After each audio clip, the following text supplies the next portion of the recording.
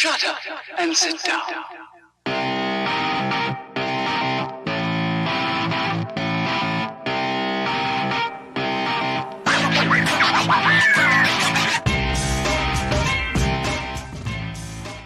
It's the 14th round of the ChampCar iRacing Series for 2022. We make the trip up north to Canadian Tire Motorsports Park, and the Pontiac Solstice returns.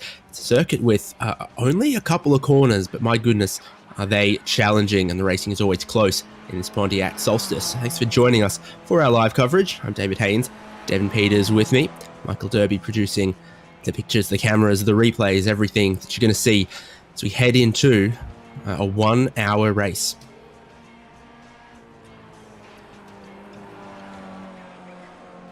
Oh, home sweet home. What can I say?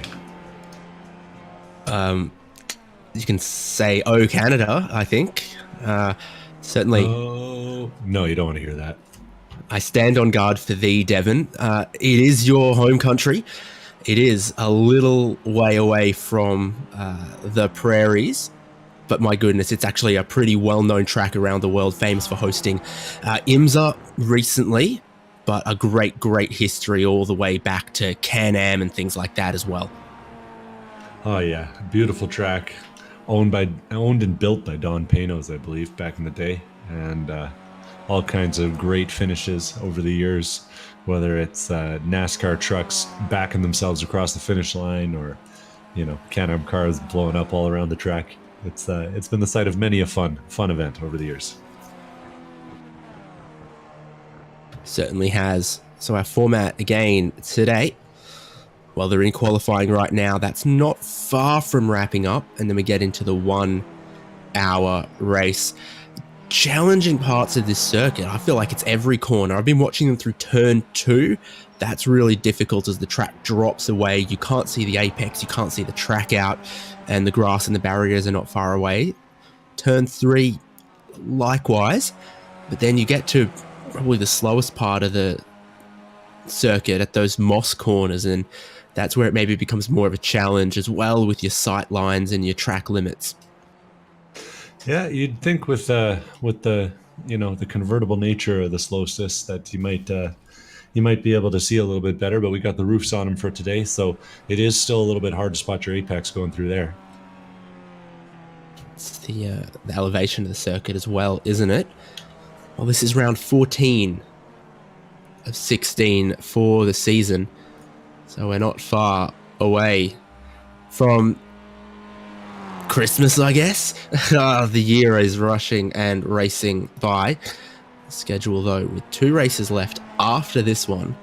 Go to VIR North in the Volkswagen Jetta for October 26th, and it all wraps up at Sebring November 9th for a 2-hour race in the Ford Mustang that I'm super looking forward to. That's been a pretty exciting car. It makes a little bit of power. It makes a whole lot of noise. And Sebring, just a fantastic track as well. Yeah, I'm looking forward to that one. I think 2 hours around there in the Mustang is going to be a blast, and I know that the enduro events always get to showcase a little bit more drama. We haven't had one that hasn't delivered yet, I gotta say. Yeah, absolutely. So I watched the practice race and some of the warm-up and such for this car and track combination, and it's that long back straight where they really slipstream up on each other. It is so difficult to get away from someone at this circuit. You can be quicker, you can get past them, and so long as they just keep it tidy onto this back straight, you really struggle to get away from them. So it does lean into some of those endurance racing aspects, and the consistency, I think, is going to get rewarded more than anything around here. Well, and just looking at the qualifying so far, inside the top 5, we've got 1/10 of a second separating 5 guys. So we definitely have the field for it. It's going to be a matter of seeing who can not set a toe wrong.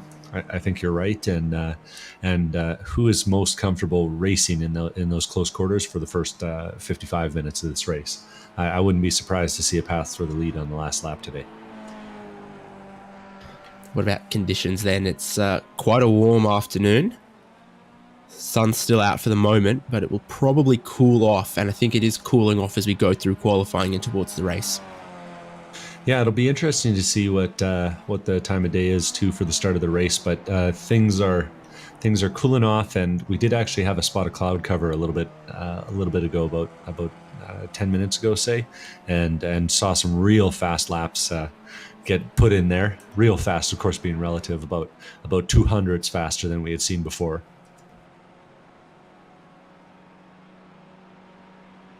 Yeah, so you mentioned super close at the front of qualifying at the moment, but with just a tiny margin, Tim Wire has it as the drivers are probably about to be starting their final flying laps and their final attempts. John Wilding looking for improvement. Justin Hall as well. I was going to say, I'm watching Ian Giebler getting that slipstream up the back straight on Tim Wire, and those two are going real close together into the back half of the track there through the S's down towards the start-finish line. Wire did pull a bit of a gap on Giebler, but I think Giebler's going to get the better run to the line. Wilding's gone to the top. Wilding had a purple first sector, a personal best final sector, and he has just eclipsed, again, less than a tenth of a second, Tim Wire to go to the top there. Nicely done, nicely done. No fastest laps from the guys we're following there, Ian Giebler. 6 thousandths off that time by. Yeah, and this is what I'm talking about, that challenge of turn 2. Drops away, track wants you to go out wide, and sort of in the middle of the corner, your optimal line gets close to the grass, and if you dip, half an inch of your tire on that grass, the grip goes away, and it sucks you out wide there, so you've got to keep it on the pavement. But it's tough to do if you're following the quick line. It's honestly even easy to do, just not getting on the grass. Wilding's gone faster again in Sector 1. Oh boy. Wilding has been hiding in the pits for the last 20 minutes, so I wonder if he knows something the other guys don't. Oh, he's gone personal best to the middle, so he's improving on what was already his pole lap. This is going to be his last lap of the qualifying session. He's in the final sector where the corners keep coming and it tightens from right into a tightening left, into another tightening right, and you're just scrubbing speed, hoping to keep it on the right line to open up that final corner to the line, and he's going to go even quicker, isn't he? It's personal bests all the way through the 3 sectors, but the time just falls short. Yeah, I'm not sure he got personal best through all 3, but no, he missed 0.3 in the middle there. Yeah, because it was a 39.542, which still would have been good enough to pole, right? Yeah, that was quite a lap, and that line through the last corner was about as perfect as you could do it. 2 tires just scuffing the inside of the curb, and 2 tires on the exit too. I think that's everyone off track at qualifying because, of course, here at Canadian Tire Motorsports Park, it's one of the shorter laps we come to, but that means we're going to get more laps in, and it does lead to some pretty good racing too as well. What's the length? That's about 2.5 miles or so, shorter than some of the other tracks we come to, and very flowing in most parts. That grid then for the 1 hour race. John Wilding, pole late on in the session. Sees him start on the front row with Tim Wire. Justin Hall and Ian Giebler on the next row. Brandon Marshall and Patrick Pursley for row 3. Orlando Harrell and Corey Barrett. And the last drivers with qualifying times were Mark Kruger and Alex Albert, but we could still see David Tamira and Michael Thorne, the only Canadian registered driver we've got today. So my money's on him.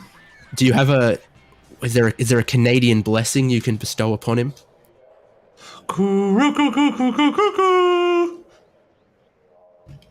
Lost on me, but I'm sure he'll get it, and he'll feel that.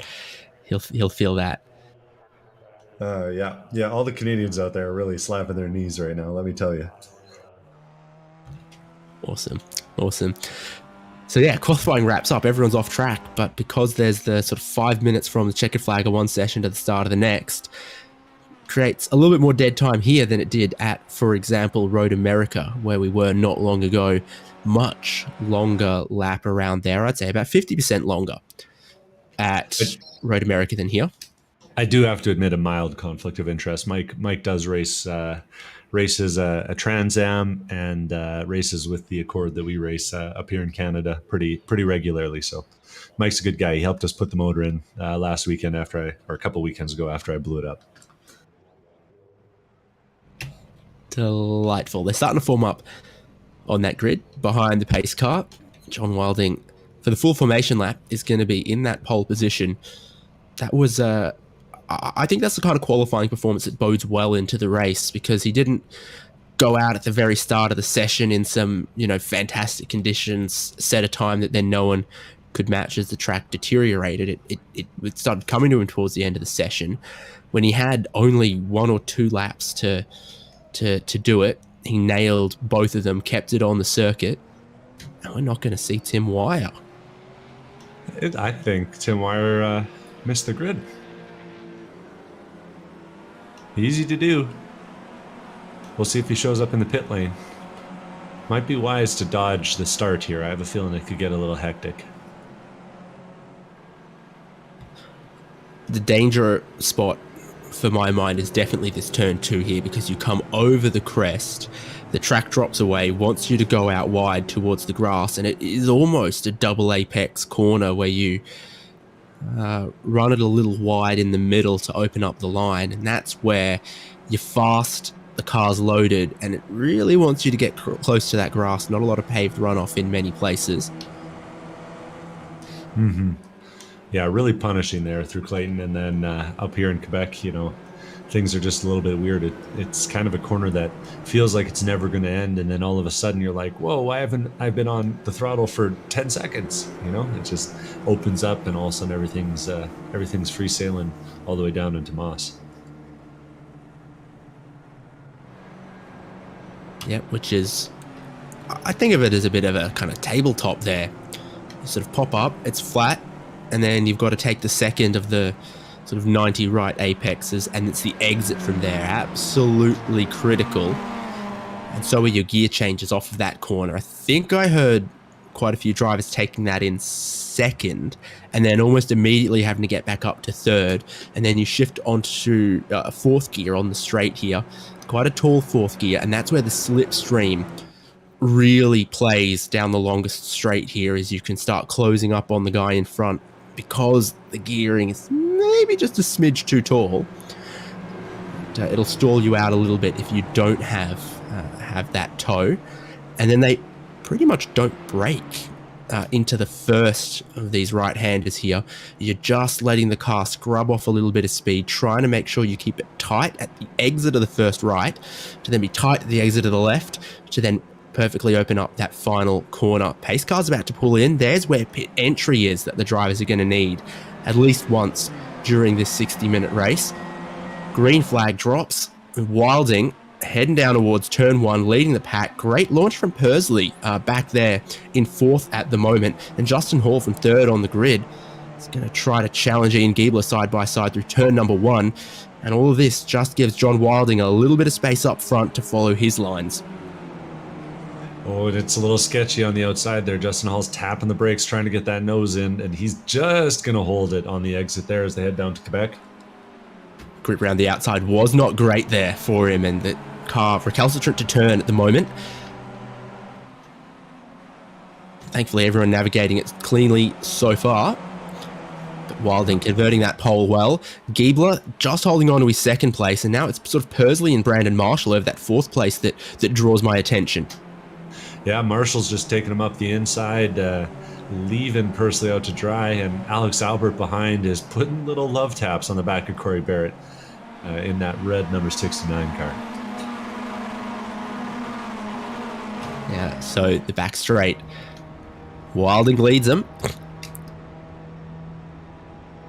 Barrett and Albert side by side over 6th and 7th there. The first place you see some action, and then immediately behind them, Orlando Harrell and your pal, your buddy, Michael Thorne. So your first 5 go single file at the end of the lap here, and swooping around the outside, Albert takes that spot. Oh, and then he gets some grassy super sideways. Barrett is going to fence it, trying to avoid him. He's on his lid, but it still says 69 on the door. Alex Albert made some contact with Orlando Harrell there, trying to gather it up as well. And meanwhile, Mike Thorne finds himself making up 5 spots on the first lap of the late race. That's a home field advantage right there, I got to think. Oh man, it's not even a big braking zone, and the slide, the grass, and yeah, I saw a few people do that in practice. You kind of jump that first curb on the inside, on the right hand side there, and the car bottoms out, and then the rear just comes around on you, and you're kind of just in for the ride at that point. And then Corey, so far on the edge, he couldn't really do anything but catch it. so that's some drama in the middle of the field. Your top 5 are still stuck together with that slipstream like we talked about. This is sort of the base model Pontiac Solstice, isn't it? There was the more powerful supercharged version, but this ain't it. Yeah. Despite giving it the Mopar name, they didn't give it the Mopar power. No GXP additions here. This is raw 4 cylinders, naturally aspirated as they climb up the hill here. So I'm looking for the speed, and Giebler in second.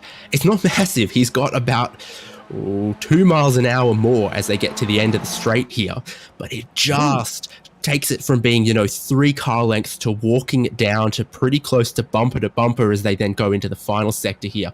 And that's where Giebler puts some pressure on Wilding, runs it in a little hot, tries to force him off the optimal line. Your top 5 in super close formation. You got to be consistent here. Hall in third jumped a little too much of that curb. You kind of need a little bit of it to make the car rotate, it seems, but too much of it, and you lose that momentum that with short of 150 horses, you got to be able to maintain. And I think Pursley did it the most right out of all of them back in 5th place, putting a couple tires inside the curb next to the wall on turn 1 there. You don't see a ton of guys doing it in real life, but in the sim I think it's a little easier to get brave and find the extra grip that's back there. So a couple of cars injured on the first lap. Not a gigantic grid to start with, but the Solstice, for all you say about it, does race pretty close, because behind that top 5, it's a 3-way battle here over 6th, 7th and 8th. Michael Thorne's the biggest mover on the grid so far, started without a qualifying time, and now he's running 6th. He's gotten in a little hot the first part of Moss, but hopefully he can size up that exit well, which Mark Kruger doesn't, and gets a little bit of a tap hello from Tim Wire. It wouldn't be fair to everyone if I didn't tell you that it's Mike's style to show up a bit late for the race. I think they showed up and got the seat belts in the car and started 4 laps down a couple weekends back when we were racing together. So, last minute kind of guy, but putting on a last minute kind of performance right now. Fair enough. Up front then. Yeah, I'm watching. It looks like Justin Hall. He's definitely putting the pressure on Ian Giebler there in second, but I think both of them have their eyes ahead to Wilding out front. Don't want to lose any ground on him while you're fighting. New fastest lap of the day though there from Hall last time by, 39.099. That's better part of 0.5 faster than what they were doing in practice, but and in qualifying. But I got to think that the draft's helping out too. Yeah, the conditions and the track though must be pretty quick, because Wilding up front is faster right now than he was in the qualifying. And then the guys behind picking up a little bit of that toe. It's working for them. Where can you make a move here though? Because they come over that left-hand crest, and Wilding's running at middle of the road. Hall is still looking for how he could maybe get around Giebler. I don't know if you saw how much Brandon Marshall just closed up there, but there's a lot of time to be found in that braking zone up the hill, and if you just really point it at the apex, sometimes the other guy just has nothing to do but get out of the way. And I wouldn't be surprised to see moves like that maybe in the last 10 minutes of the race. Hopefully they're not planning that in the first. What's happening up front here? Giebler's got a good run at Wilding, and Giebler just thinks maybe not, but Brandon Marshall is going to think maybe. So close to a pit maneuver almost there over 3rd place. It's spicy here, and Pursley's still with them. Pursley is still right with them here as well, as he gets a little wayward in the final section of three corners all flow into each other. I think Pursley has the right kind of idea here, hiding out, just hanging on to the back of this group. You need to be in contact all the way to the pit stop, but you don't necessarily need to be slicing and dicing it. Yeah, it will be a long race. It'll also be a lot of laps, the way that they're ticking them off. Predicting 33 more after this. So, yeah, more than a 40-lap race today. Yeah, perfect size track for this kind of car. Ooh, and Justin Hall, he got back to throttle just about as early as he can. He barely kept it on the track on exit there. Yeah, these long corners really want you to go towards the grass, but you can't do it. You'll be going for an adventure and an excursion if you do. Those guys got to learn something from the guys behind him, because Marshall's going to put a move on him with the way he's breaking into Moss.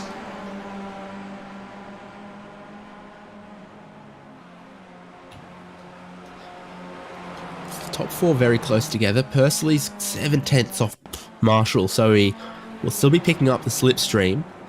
And if they go a little silly side by side again, he'll definitely be able to close up on them. So he is not out of this at all. We're just seeing on the back. Yeah, we're just seeing on the broadcast, Mike misses the breaking point a little bit and lets Kruger by the looks of things. So he'll have to do some work to get caught up. Really costs you a lot if you make that mistake in Moss. And he'll have Alex Albert sniffing up behind him too. And Albert, of course, regular in the series and two-time champion, I think. So we know he's a guy with plenty of pace and definitely still a factor, even though he's a few seconds back now.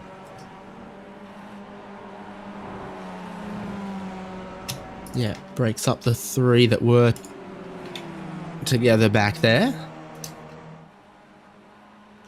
Yep. Tim Wire, after missing the grid, has rejoined and caught back up to the back. He and Corey Barrett are actually in a bit of a battle too for the 10th and 11th place on the road. We'll see. Wire seems to be getting a bit of a run on Corey. Barrett with the repaired car. Wire, as you say, has been through the pit lane as well as initially missing the grid, I think. Yeah, it could be. Maybe started with qualifying fuel on board or something. Well, Actually, that's not possible. Yeah. No. So, who knows? Anyway, because everyone started with the same amount of fuel, didn't they? Yeah, that's a feature of these ChampCar iRacing Series races. Show up, you don't have to worry about the setup. No advantage other than those that you put between the driver's seat and the steering wheel. So Tim Wire executes a clean move there in turn one, and shows off why he put in such a fast qualifying lap. And Corey will be thinking, hey, can I draft you up to the front? That'd be nice. Be possible. Definitely be possible. Looks like another move shaping up here between Thorne and Albert for 7th place. Albert making up some ground on Thorne and pushes it in pretty deep there. As Wilding crosses the line and sets a new fastest of the day. Yeah, he's hot. They've all picked up the pace up front there, haven't they? Because they're all still going along right with him.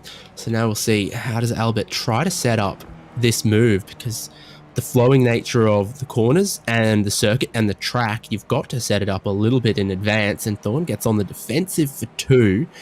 I wonder, you got to not wash out wide and get the grass there. That was a local line. He knows what he's doing around here. You can do that double apex, sticking inside, especially when you're in a low-powered car like this. You really don't give up a lot doing that.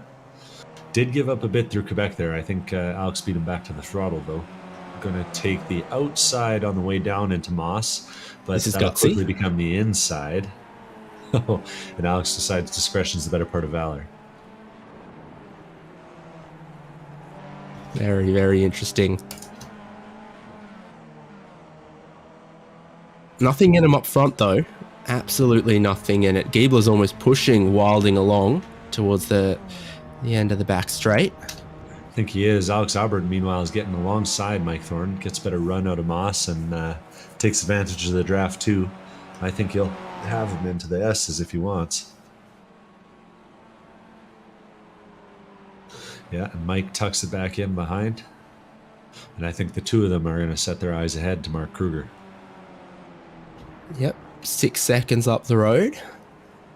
And you see Alex as he taps the brakes there right before he hits the entry curb. That's what he kind of got wrong on the first lap.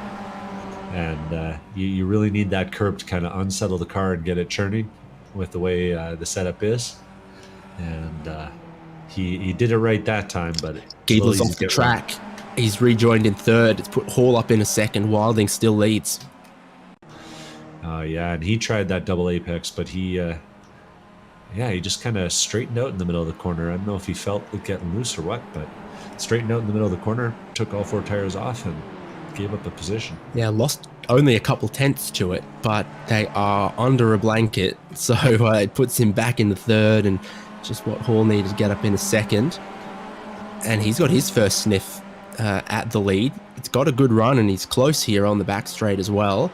Speed picks up, and then the draft starts to really get strong as they come over a little rise there. Yeah, behind him, Pursley's going too wide with Brandon Marshall too. So Hall is going to look to the inside here. Not a massive braking zone. They're just tapping the brake to help the car turn.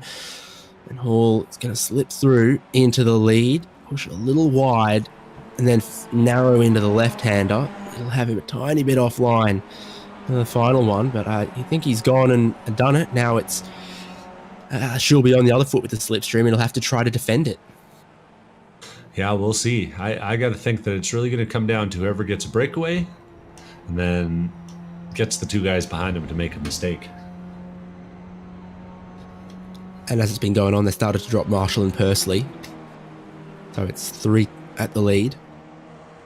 Yeah, Marshall's gotten a good run through 1 and 2 there, but he's going to probably need some help from Pursley behind. And so far, they haven't looked like they want to draft each other up the back straight. But I got to think some bump drafting's in order if I'm rolling around in 5th place right now.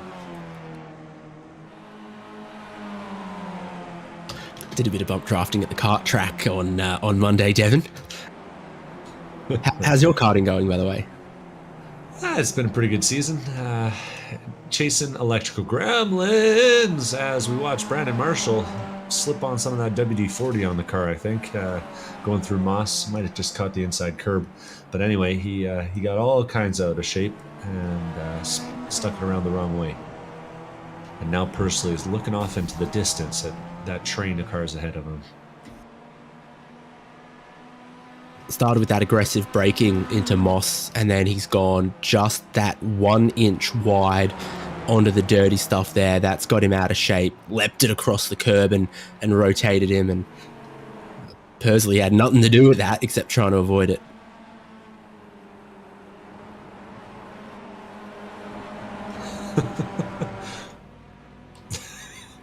It's all excitement.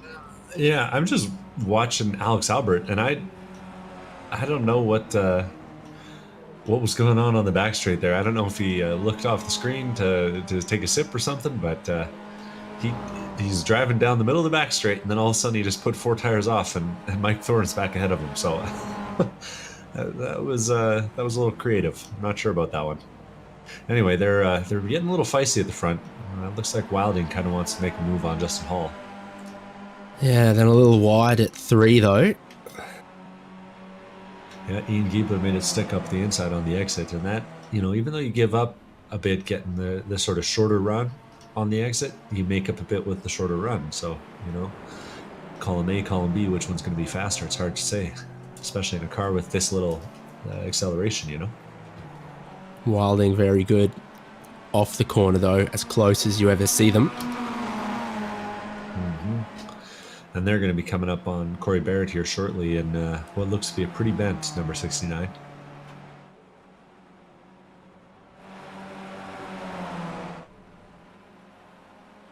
Well, he had it fixed, and he's maybe gone and done something to it again, but they are side by side here. It's lead of the race, and Giebler had a run at both of them and knows that 3 wide is not a sensible thing to do.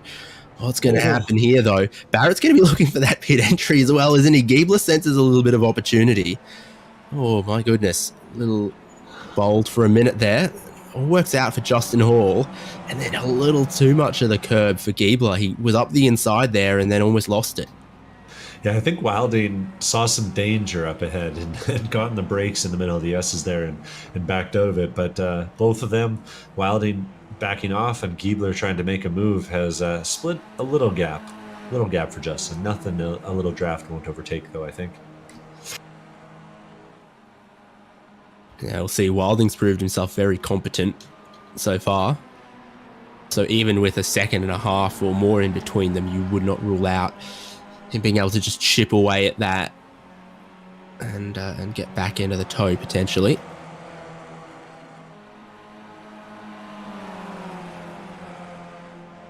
Fun fact for these cars, most cars at this circuit, their highest speed is at the end of this Andretti straight before they turn in. These cars, it's actually at the bottom of that hill before Moss. Hey man, downhill and a little breeze from behind, 7-8 miles an hour today, I believe it.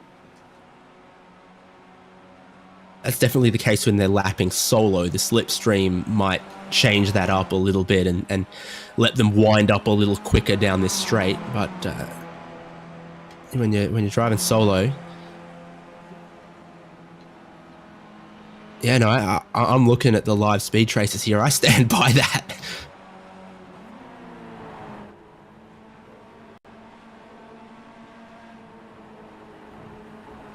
It's a Pontiac Solstice fun fact. They're fastest at the bottom of the hill, not at the end of the longest straight. What a funny little car these things are.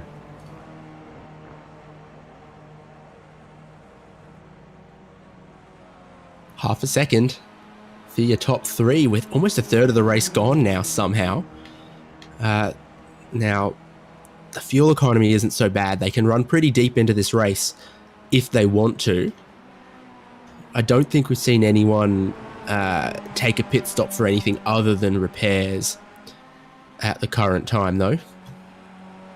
Unless Wire started late and then decided to just cover off the pit stop. I mean, I don't know if he actually picked up any damage. That is an interesting thought.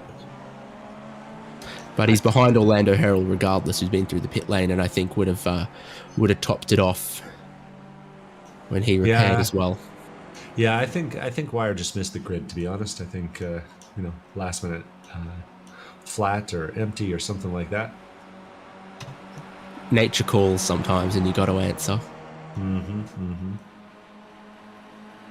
Did you know that the Pontiac Solstice shares a platform with the Opel GT and the Daewoo G2EX? Yeah. I had no idea. That's bizarre. Oh.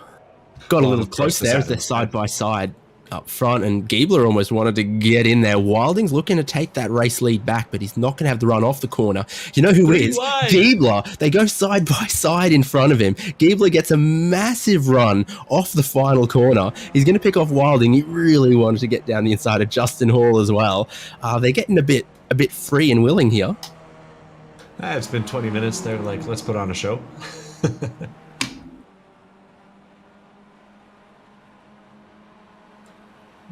I think these things could be a really good time with 260 horse.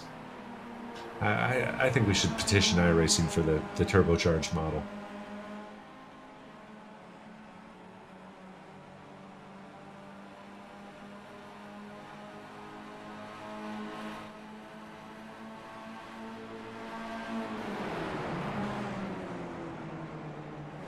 Sorry, I'm just looking at the Daewoo Speedster.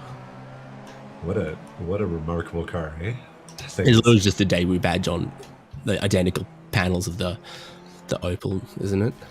Yeah, I think so. But still, it's great.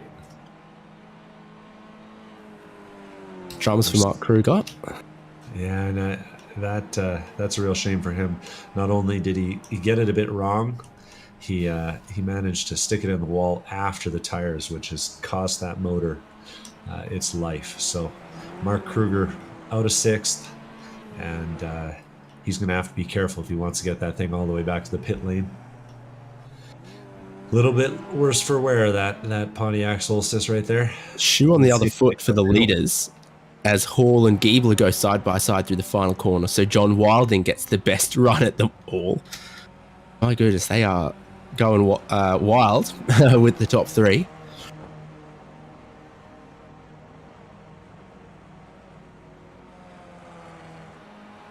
Good little race. Just want you to know I'm working on a Where the Wild Things Are joke. I haven't gotten it yet, but it's coming. I think that we just heard Mark Kruger's motor expire. Now, he's at the top of the hill on the back straight. Gravity so works the same in Canada as the rest of the world, so there's a chance.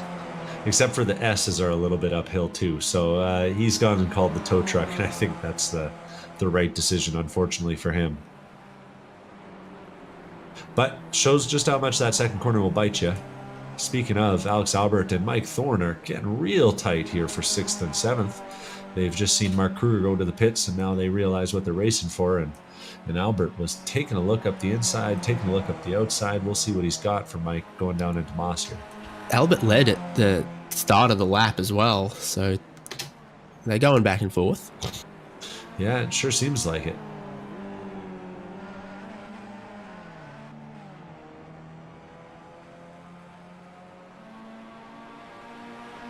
Definitely having a good little battle. And for our iRacers out there, it's kind of entertaining to see Alex Albert giving him a good shunt. Of course, in the ChampCar iRacing series, we don't penalize based on incident points, so feel free to use that bumper to push the guy ahead of you to go a little bit faster, and that's what we're seeing here. I think Albert understands the value of a short pit stop and a fast entry to the last corner.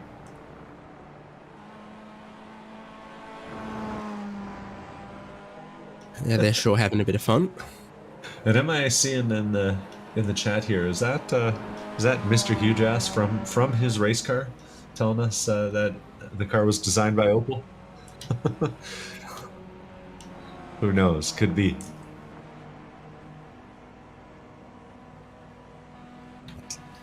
Oh, so close up front again. Three-way fight here between Justin Hall of Florida, Ian Giebler allegedly of Club Ohio, and John Wilding. I definitely know a Floridian. So they've dried themselves off. And they're having a good crack of it up here.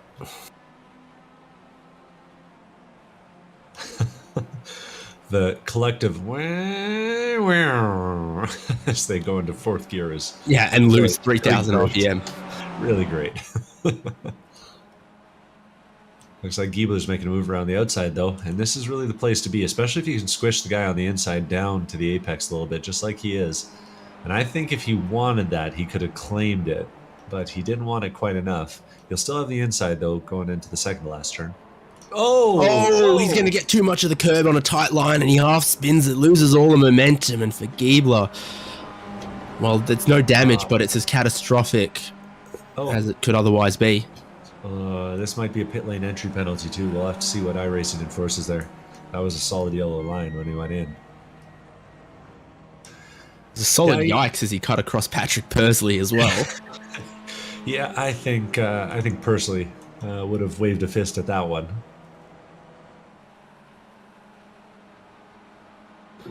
I can get the idea of it though, is just take the pit stop rather than get back up to racing speed. So yeah, if he you've gets lost away much with it, he might as well, you know. Mike Thorne and Alex Albert come by meanwhile, while Wilding's going and getting, looks like 2 tires and some fuel. Albert and Thorne really likes to take the one apex real wide exit. Meanwhile, Alex Albert likes to do the 2 apexer and get a run around the outside in Quebec. oh, there's great runs around the outside in Quebec. Sure enough, Alex Albert takes the spot, heading down into Moss. Well, they're also side by side for the lead, so with a relatively trim grid in a car that's not often considered that exciting, they're certainly racing very closely today. Yeah, they're putting on a show. Nice thing about cars that are kind of slow is that the racing's kind of good because people got lots of time to think and react and, have a good drive. And figure it out. Figure it out. Bit wide from Wilding. He gets up on that curb and not great traction. And if that was the final lap, it'd be a photo finish that Justin Hall just pips. So he then runs it a bit wide in turn one. Yeah, every corner sort of flows into the next, and you get down the inside of someone in one corner, great, but then you're not going to get a perfect run off that corner, and they'll come back at you. So there's just nothing in it here every single time one of them makes a move or needs to defend. Yeah, really, yeah. It's the beauty of a track like this, just designed into the hillside and laid out so nicely for a club car to go around. Meanwhile, we're seeing some pit strategy here, I'd say. Mike Thorne's decided to hit the pit lane for what I'm thinking is the scheduled stop, taking 2 tires, taking a bit of fuel, and dropping some positions. So we'll see. He may re-enter around the likes of Ian Giebler after a Giebler sort of issue, which would definitely going to be behind Giebler. No penalty on the pit entry for Giebler, so he had a 22-second stop, which seems about right.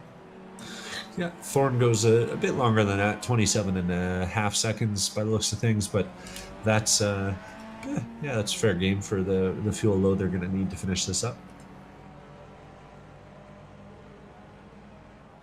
One of the real keys for folks getting into the ChampCar iRacing series is learning how to do that fuel math in the iRacing series, because it takes some extra tools, something like a JRT or a crew chief rather, that helps you. Either that or you got to be quick on the mental math while you're looking at your boxes. Devin, where should I go if I want to join the ChampCar iRacing series?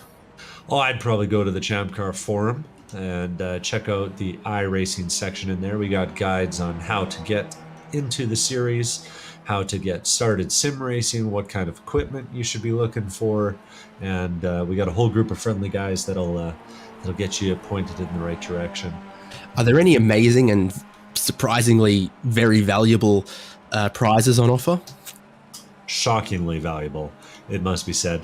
For first place in the championship, $1,500 US champ bucks. And for one lucky driver who does at least 12 of the 16 rounds this season, what's that? Oh, another $1,500 US champ bucks on offer. Yeah, I gotta say, it's one of the best deals in racing, just like the ChampCar series itself. And why don't you check it out? Now, I'm looking at forum.champcar.org at how many races people have done here. I'm talking about they've got to do at least 12 of the 16 in the calendar to have their name in that hat. Might get drawn with a very, very valuable prize. Well, can tell you there's quite a few drivers who've already ticked all of those boxes. So Patrick Pursley, Ian Giebler, Andrew Kosick, Tim Wire, Sean Saputra, Jared Kubert, Charles Kowalczyk already in the hat. Now with 11 completed, Alex Albert and Mark McCormick. Well, Albert's on the grid today. He's still going as they're going side by side through turn one for the lead. Fantastic. So Albert's going to tick that box. Kruger, Butler, Hall, Wilding. If Wilding does every race left in the calendar, he'll be in that as well as he tucks back in underneath in turn 2. Great run looking for the lead. Doesn't get clear before turn 3 though, so they're still going to be side by side. Do you know who this benefits? Oh, Michael Thorne is spinning ahead of him. Hold the brakes, Mike. Oh, he held him. Oh, that was spicy. Who does this benefit? Ian Giebler. Yeah, I think so. Justin Hall and John Wilding still too wide as they head down into the moss. And when you pitted early as you were Ian Giebler, you were hoping that this is what the other two were going to do, cost themselves 1 or 2 or maybe 3 seconds and hope to make up what you lost with the half spin. Yeah, I think they got very lucky with Thorne though, didn't they? Yeah, Mike put 2 tires out on the grass in Quebec. Easy thing to do, and all of a sudden pointing sideways, but he kept it off the wall, and that's what you like to see. Because they could have been in the side of Thorne, which would have been a thorn in their side. Well, everyone gets a little bit rough in Quebec, let me tell you. Great fishing. Out in Quebec? So what's this lap time going to be for our leaders? Because they were side by side for damn near half of it. For Justin Hall, 40.9, Wilding a 41. Compare the last lap for Giebler was a 40 flat. So there was about a second in that. Yeah, it's a pretty respectable difference there. Don't want to do too many more of those, but I'm not sure either of these guys are catching the memo. Got a pen and notepad, Devon, and just write down that there's currently 47.8 seconds between Hall and Giebler. Noted, noted. So if we see that just shrinking over the next handful of laps, it could be very close when Hall and Wilding need to make their pit stops. Giebler, of course, already covered that off, already filled up the tank, good to go. And let it be said that a trip down the pit lane is going to cost you anywhere from right around 40 seconds, unless you're Alex Albert. Alex Albert somehow managed to go down the pit lane and take about 10 seconds less fuel than anyone else has so far. So I don't know if he was just saving a bunch of fuel behind Mike Thorne or doing something else, but he's got a really short fuel, the thing.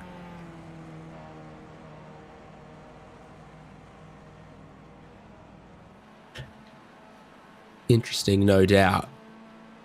Your leader's about to complete 20 laps. And they've not been 20 boring ones. Oh, Wilding's looking for that pit entry. Really opening up the entry. Trying to maximize his in-speed. So Hall carries on in the lead. Wilding's decided, I'm going to do something different here. And it's a pretty critical pit stop. Yeah, and I think he's heard our analysis of that Ian Giebler entry, rather, taking the wide line into the pit lane. No worries about a pit lane entry penalty. Ooh, and he stopped right on the front of the box. Well done. So he's looking for those left sides. Of course, it's a clockwise circuit. There's a count on one hand how many left-hand corners there are.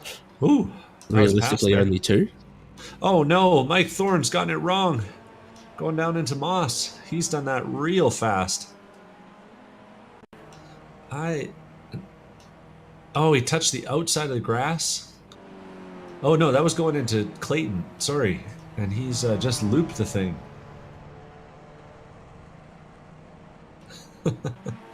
Bad gear shift? What? I think he just put two tires in the grass on the entry and turned it in, and it Wilding spun on his outlap. Mismatched tires. Oh, no. And he's backed it into the wall. He came out well and truly ahead of Ian Giebler. There goes Giebler through now. Wilding, cold tires on the left, warm tires on the right, and it's just caught him out. No grass, just snapped. Oh, it's so easy to do. Especially when you got the big differential in pressures. You could see right from the time that he got into that corner, that car had a lot of yaw in it. And on the exit, he tried to catch it, and boom, right into the back end of that car. It went into the wall. We'll see. That might cost him a few miles an hour down the straight. He's, taken a couple inches off the length of that car. Yeah, there's some people in ChampCar that argue that's faster. It's going to start looking like a visceral solstice. Yeah, something like that. On the pit lane, we got Patrick Pursley and Brandon C. Marshall. Yeah, we sure do. Now means the only driver left who hasn't pitted is that leader, Justin Hall. So when are we going to see him? Marshall's overshot his pit stall and needed to find reverse gear on the pit lane. Just applied too much WD-40 everywhere, I gotta say. Sliding off the track, sliding through the pit box. He's gotta use that smart straw to his advantage. Correct. You've been watching too much Mighty Car Mods, I reckon. Hey man, they're putting that EJ into that Lavorg. I could do with one of those. You're a Subaru man now. Yeah, there you go.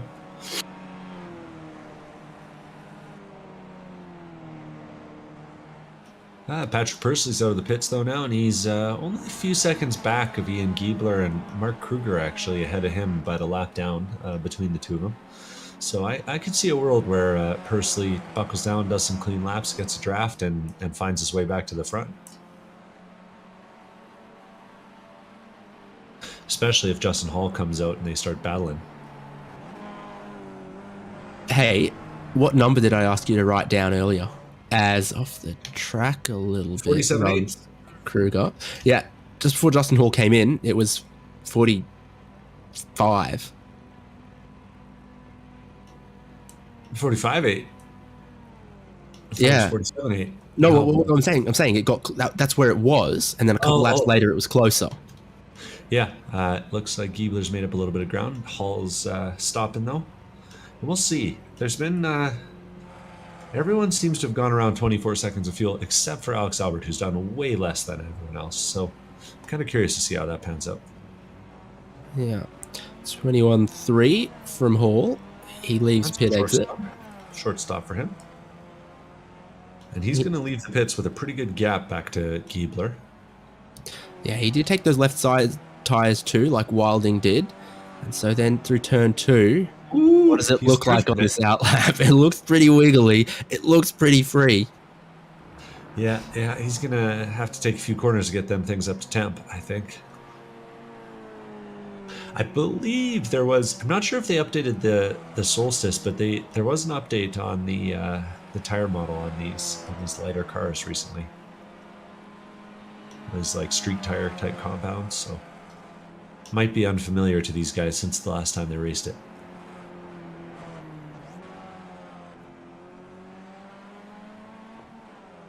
Well, Giebler is chipping away at it on the outlap here, but it still does stand at about 7.5 seconds.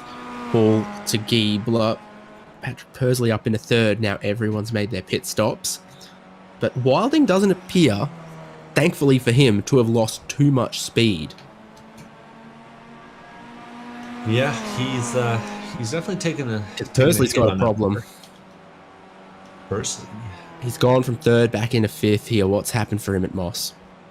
I'm not entirely sure. I'm looking at it. Looks like he did the classic. You overshoot the entry, you put 2 tires outside on the grass, and you can't really get them back in easily because you need to be churning, and 2 of those tires are in the grass.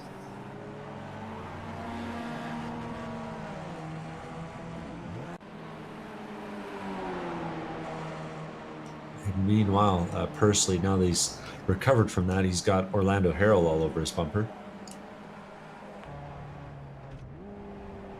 And that's for position. That's for 5th place. Pursley will have to sort out those issues that got him a little bit sideways. Harold's feeling gutsy. That's a good move. Spooks him, but isn't able to run quite as wide as you need to make that one work.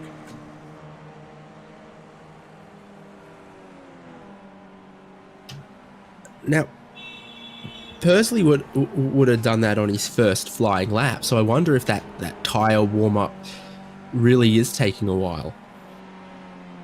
I could believe it. He's still massively chipping away at Justin Hall here as well. It's down from 8 seconds to 6 seconds. Yeah, well, yeah. We'll see what that looks like crossing the line. I mean, Giebler's definitely got some pace at this point in the lap, though. And he was pretty quick in qualifying. I mean, he and Justin had pretty similar bests, but I don't know. Hard to say what was draft and what wasn't earlier in the race.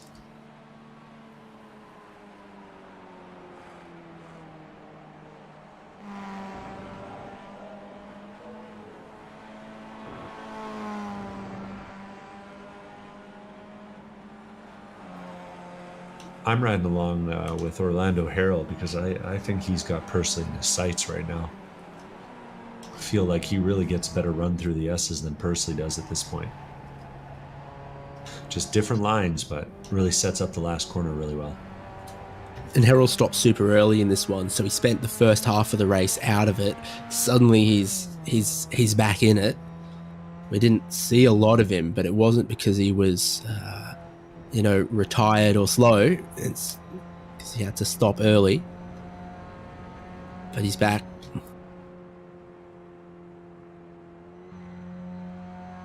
Super wiggly and wide from Pursley there as well. Again. Yeah. I think the two of them can probably see that Brandon Marshall is just ahead of them too in that WD-40 car. Yeah, he is. They're lapping quicker than Marshall as well. Yeah, making ground, sure enough.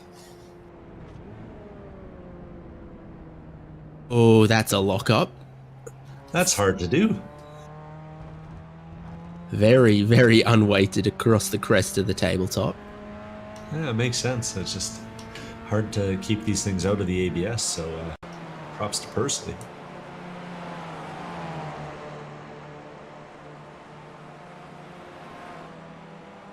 Things have calmed down a little bit, though, out on track. We got this battle between those two, and then just the other guys sort of chipping away at each other. Last time by, it looks like Giebler was about 7/10 faster than Hall, and this time by, I think he's going to have another few tenths. Yeah, another 6/10 out of Hall.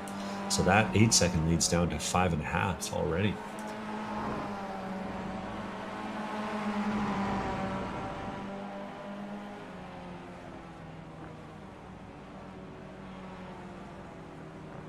Yeah, 6 seconds is a lot in these cars. It's a lot in these cars, but it is trending down consistently over a couple of laps.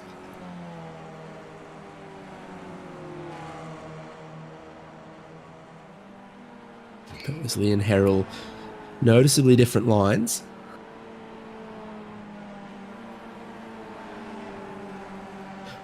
I think Harrell definitely favouring some of these later apexes. That doesn't necessarily mean it's the way to go in this car.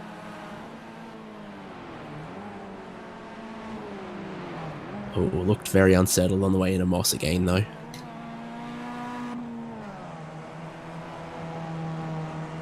They're still catching Marshall in front, though, so you'll see. Harrell pretty much matching the quickest guys out there because it's a 39.6 for him, a 39.6 for Wilding. They're the two quickest drivers at the moment. Apologies, I just had some lag there. I think I'm still in the session here. Looks like all the cars are still going around anyway, but yeah, Harrell is really showing some good pace here. It's a wonder if he had maybe managed to dodge some of that early carnage, if he'd be up a little higher. The two of them are really making some serious ground on Marshall, though. Yeah, they're going to cross the line again, and we'll kind of get another read on it. For Marshall, 40.3. For Pursley, 39.8. For Harrell, 39.7. They're chipping away, but I think importantly up front, Justin Hall on the newer tyres appears to have balanced left side to right side, and he's found his stride again. Yeah, I believe it. I'd also believe that he's probably benefiting from a little bit of that Mike Thorne draft up ahead of him.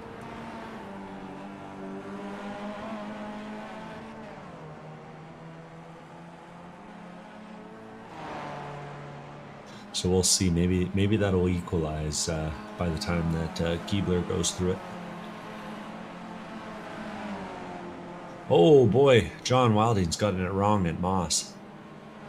He's taken midway through Moss there, taking the second right-hander a little bit tight and had to go all four tires off on the exit. That'll cost him a few miles an hour for sure. And he paid for that all the way down the straight. Yep, he's dropping that time to Giebler about 6 seconds up the road.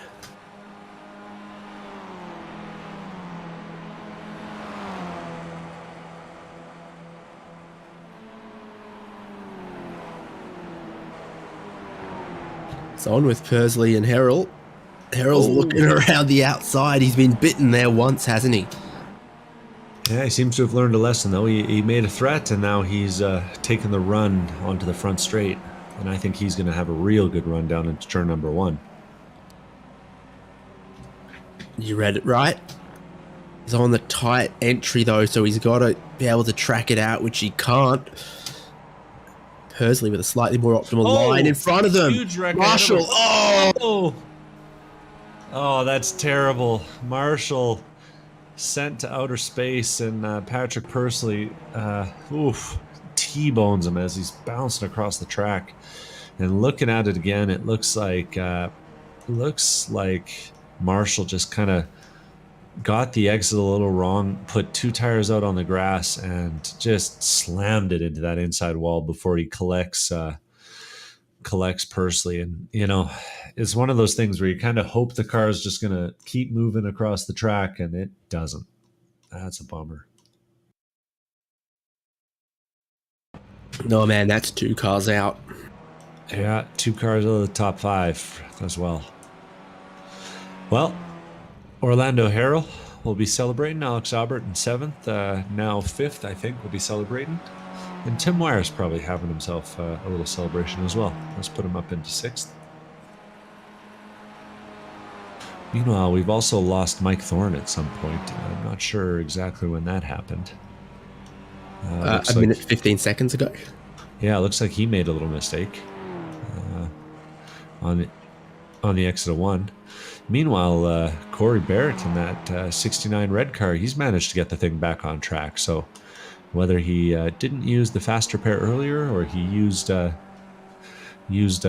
real-time repairs for this one, he's back out on track, only a lap down. 3 pit stops for him.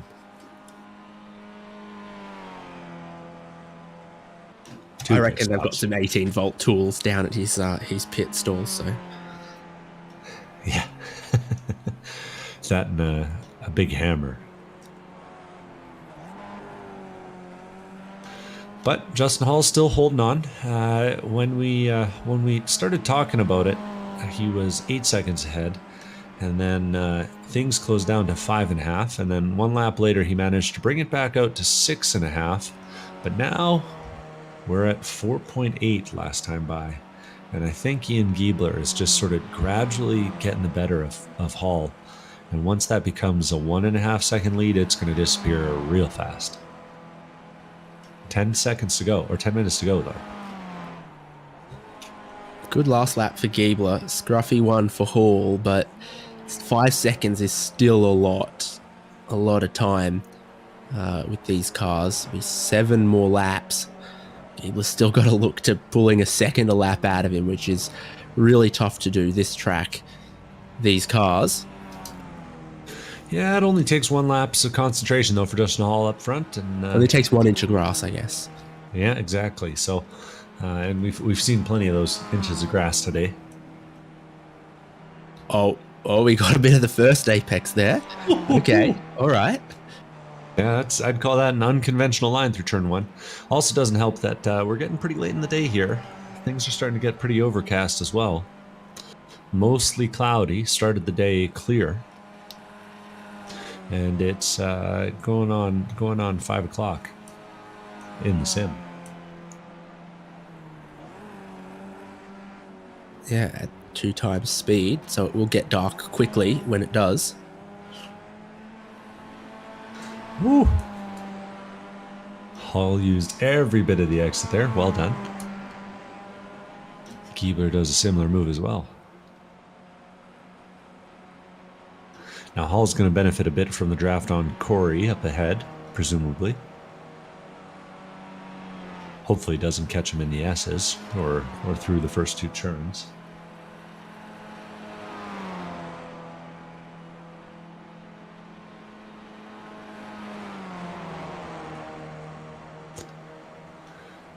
Meanwhile, the closest battle on track actually seems to be between Patrick Pursley and Mark Kruger.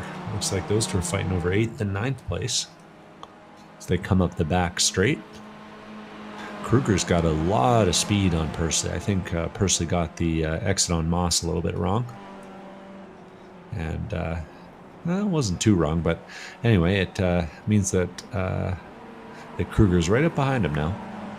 Yep, this is Pursley's outlap still after that big incident, so he'll be checking it out.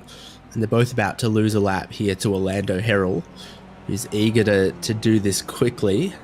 Very eager to do this quickly, it must be said. Yeah, he's tried that inside line a couple of times. It hasn't worked yet. Kind of give up a lot. Really need to have the triple monitor setup or the VR setup to make that move work in particular, because you really need to squeeze the guy on the exit. And if you don't have that peripheral vision, it can be tough.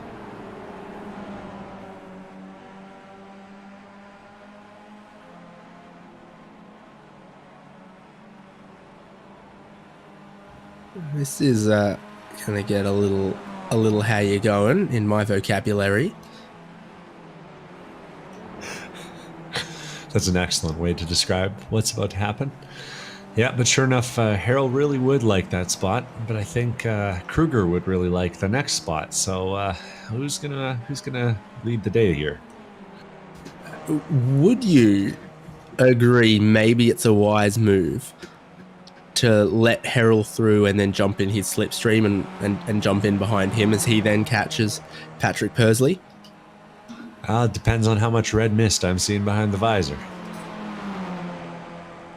It's only 7.5 minutes to go, so looks like Harold's going to get the spot here, though. And we'll see if he's able to drag Kruger up to Pursley there.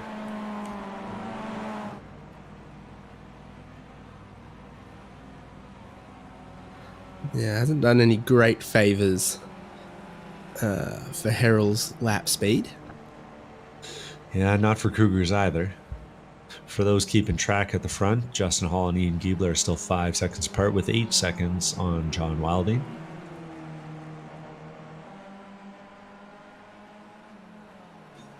Looks like that's all done but the ribbon.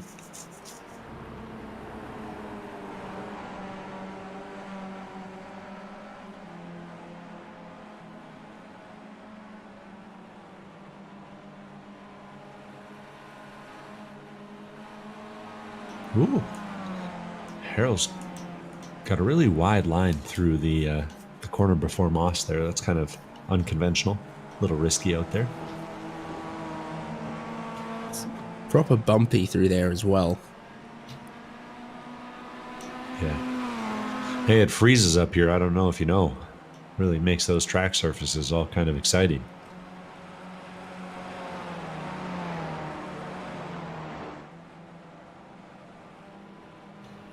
Tell you what you don't have making your racetracks exciting is kangaroos hopping across.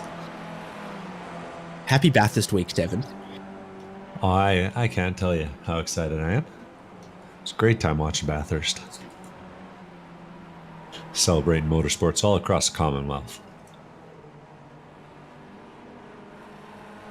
It does not look like Kruger's quite managed to stick with Orlando Herald like you might have thought or might have hoped for. Yeah, we'll have to see how Harold does getting by Pursley, though, here. I could still see a world where Pursley gives up a bunch of time to Harold coming through. Harold does seem to love showing the nose from 3 cars back, not 2. One of his specialties. And I gotta agree with the chat here. I'd say that we see a few deer on the racetrack. And I've personally finished a few prairie dogs off with the go-kart. So it's pretty gnarly. This is what I'm talking about. He's got that line again and he's having a sniff. Harold? Yeah, they're pretty both close to disaster. Yeah, they did pretty good there. Pursley really pushed in deep and missed the apex by a lot, but I think was able to hold most of the speed. Kind of have this feeling that Brandon Marshall's about to make a move on John Wilding as well to unlap himself. I'm kind of keeping an eye on that mess as well.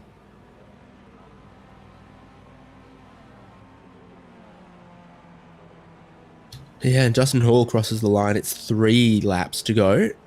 You can see the time. We can work out how many laps that is, and it's really stabilized between himself and Giebler at that 5 seconds there. Wilding's looking to hold on to this 3rd. So, yeah, on one hand, it doesn't benefit anything from not letting Brandon Marshall through. On the other hand, I don't think Brandon Marshall benefits anything from getting around him. Oh, yeah, but that's never stopped anyone, right?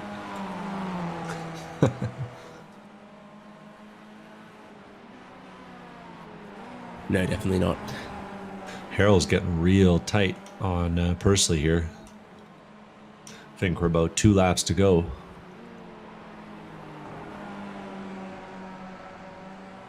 Gave up a little bit there through Quebec. I think the both of them did.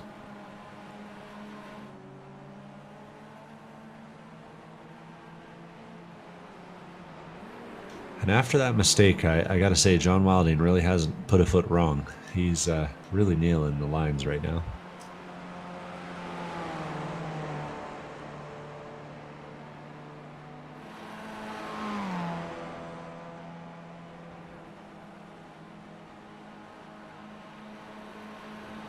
You know how close everyone was in qualifying? Well, I'm just looking at, who's got the fastest lap of the race. And that one is a very, very close affair as well, with just hundredths of a second for Wilding ahead of Giebler, ahead of Justin Hall. So it does look like Wilding's going to end up with the fastest lap of the race. With 2 laps to go, the car and the track conditions aren't seen to improve a whole lot.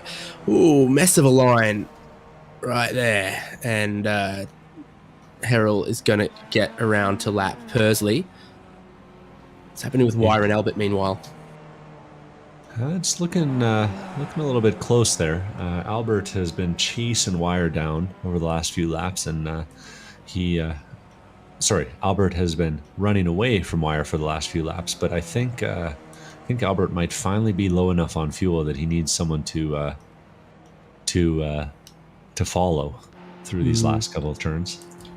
Well, with 0.4 of a second to separate them and 2 laps to go, I think this could come down to it might come down to the wire. Seems likely to me.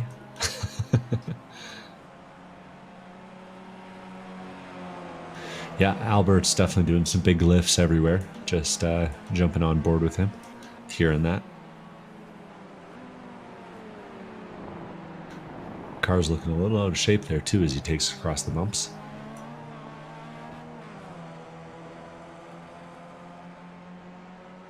Yeah, still 1.5 to go for these fellas. About to be the white flag right now for Justin Hall. One more tour of Canadian Tire Motorsports Park. Yeah, seems to be a good track for this huge ass driver here. John Wilding still holding off Brandon Marshall too.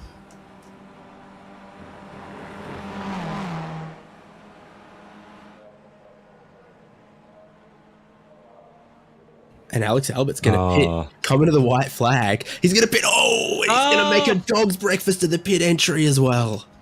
That could easily be a pit lane penalty. I know there's not one on the main straight, but I think if you cross that line, you can get yourself in some trouble. My, oh my. Oh, goodness. Hey, look, he can still get in here and out of here ahead of Brandon Marshall potentially. But, wow. 2 seconds of fuel. You reckon they put it in with an eyedropper? Might as well have, because that trip down pit lane, that's killer. Yeah, one mouthful of fuel there for that solstice. What about Justin Hall, though? Started on that second row of the grid. They were oh so close in a 5-way, then a 3-way fight up front. He works his way through the final sector of the final lap. And, the mistake on the outlap for Wilding, the spin in the final sector for Giebler. The win will go to Justin Hall in Canada. There you go. Comes up from Florida, shows him what's what. Ian Giebler. Normally, the travel's the opposite direction. Yeah, that's a long tow, I gotta say. Meanwhile, John Wilding crosses the line, holds on to third, holds off Brandon Marshall in that WD-40 car. Orlando Harrell coming to the line in fourth. He's narrowly ahead of Patrick Pursley. And Pursley himself has managed to hold off Mark Kruger, making some space. Tim Wire now coming across the line in that 42 car. And it You're looks not going like to believe Mike this. Thorne has Albert, run it out of fuel. no, Albert has. Oh, Albert has. Yeah, and Mike's going to push him across the line. 2 seconds wasn't enough. Needed 2 mouthfuls. You know, Mike gave us a jump start with the Trans Am 2 weekends ago too. So you know, this has really shown what kind of a quality dude he is.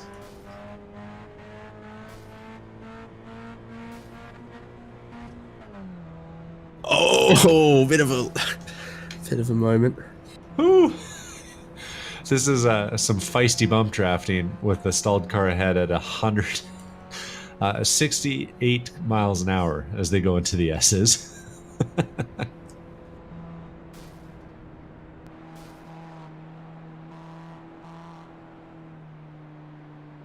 And not even one brake pedal was applied, let me tell you.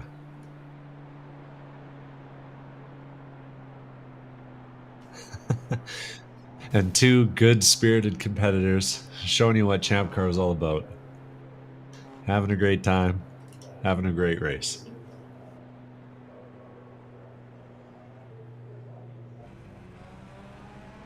Good stuff out there today.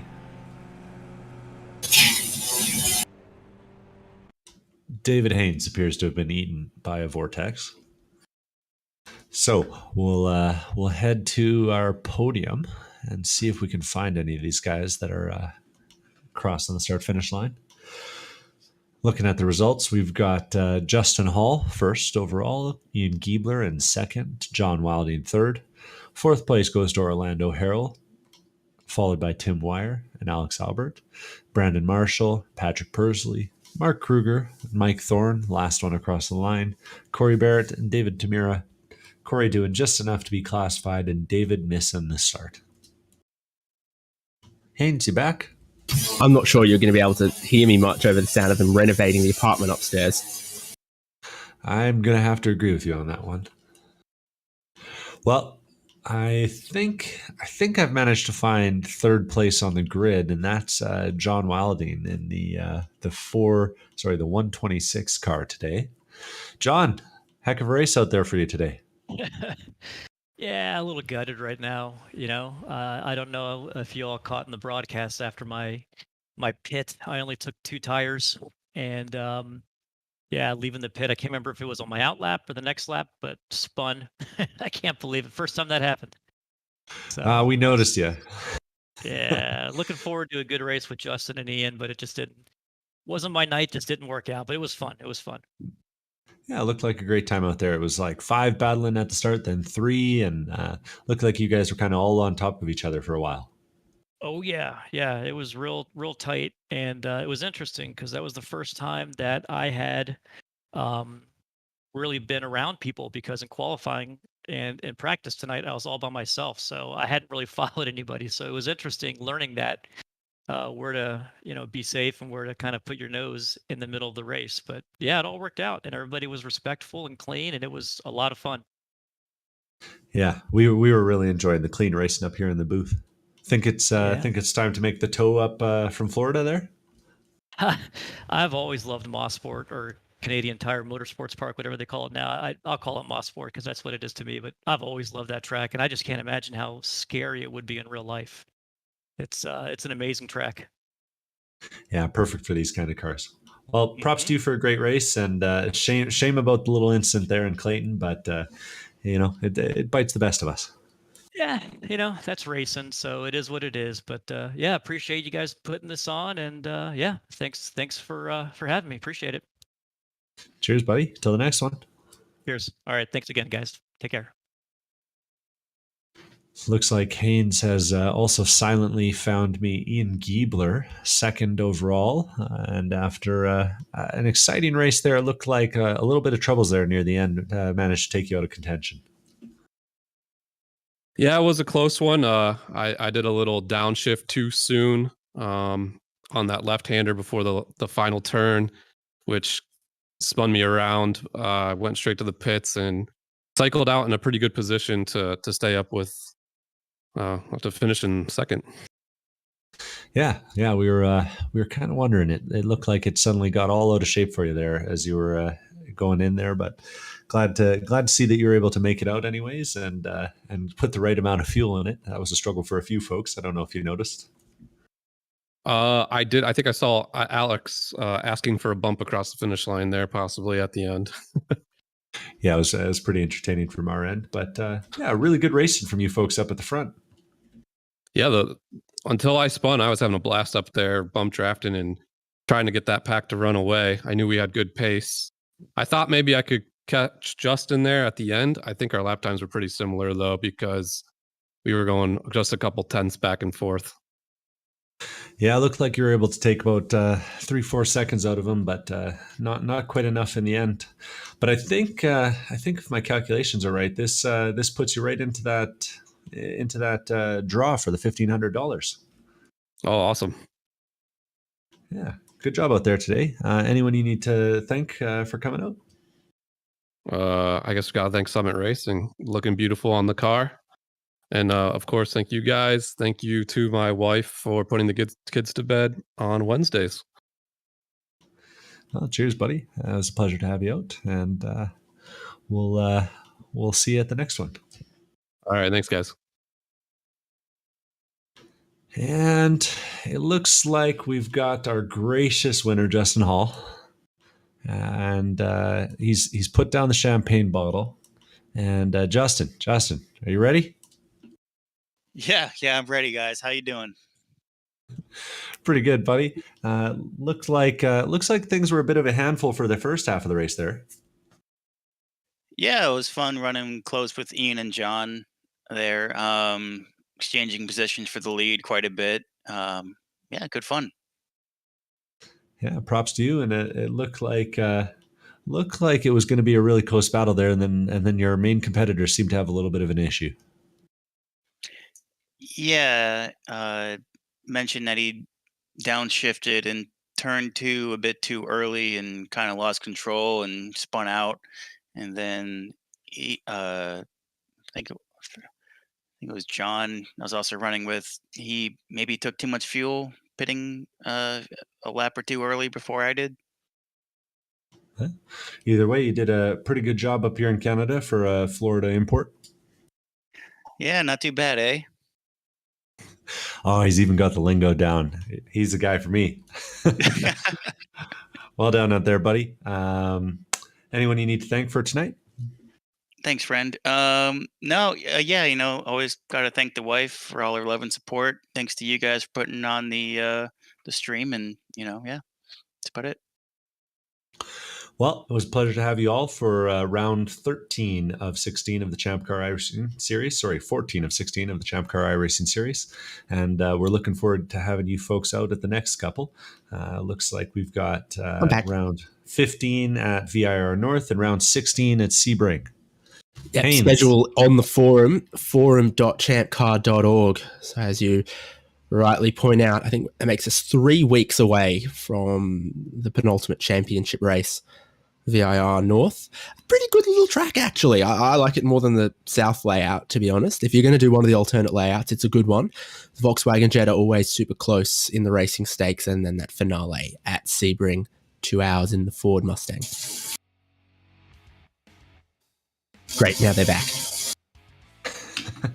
Sounds good. Well, thanks to everyone who's still around watching, and it was a real pleasure. We'll see you all at the next round.